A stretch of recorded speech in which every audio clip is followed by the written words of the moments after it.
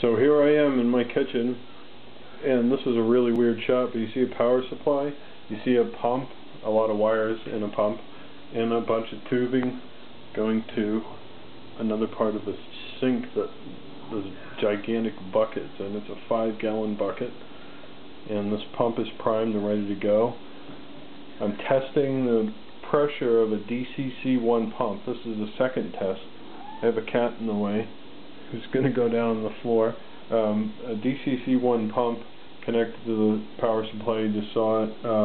This particular pump has a 3-pin power connector. It's actually a motherboard header connector. It has a power, black and red power, 12 volts. There's a spare wire here, which is actually an RPM sensor. So if you plugged it into your motherboard, the RPM sensor would work just like a case fan that was plugged into the motherboard that had a sensor. So we're going to turn this on. I've shunted the power supply, the green power on relay with the ground. I got this nifty little pin that came with a coolants case years ago. And I'm going to turn the power supply on. It's going to take a second. I'm going to read the time. I want to measure how fast it will pump 5 gallons out of this bucket. So here we go. It takes a second. The pump is, there we go. Okay, it's 8:33:14. It's 8:33:14 p.m. 14 is the seconds. So this is the same thing. It's noisy as the other one. You can probably hear the pump running. I don't know what kind of background noises there are. There's the water. You hear the water rushing through. It's definitely emptying the bucket. That seems about the same rate as the other one. It turned out to be a gallon per minute. The pump boasts 2.5 gallons per minute, and I have no idea how they measured that, but that's you can see the model of the pump right there.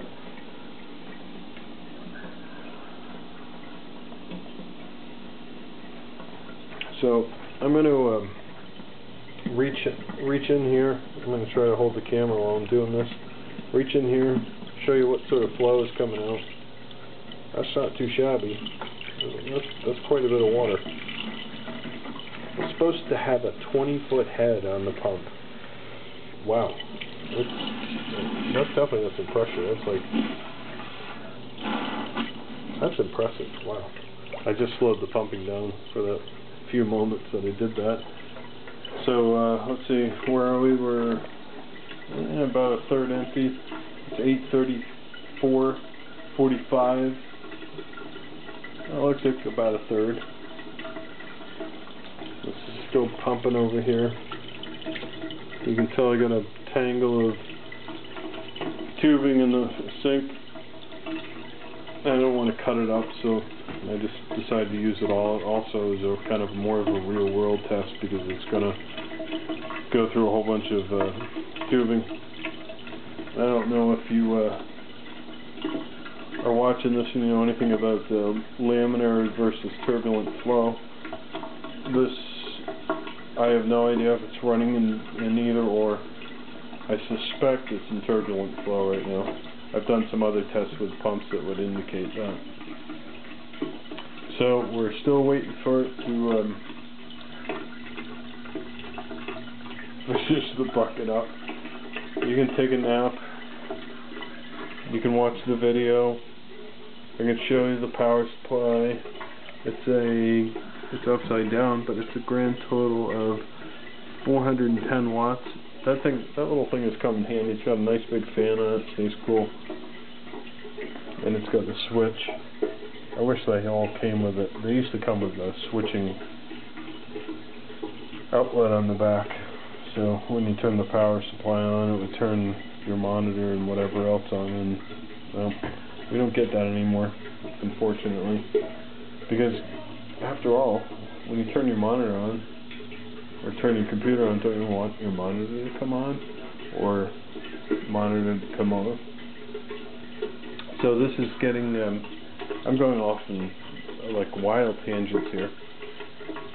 we're getting down towards the bottom, and I definitely got to be careful about emptying the bucket down to the bottom, because if the pump sucks air for too long, it'll actually damage it. You can't run the pump dry.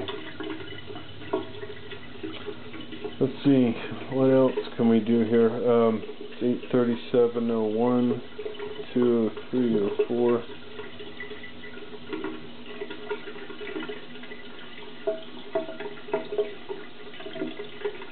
We're getting about down.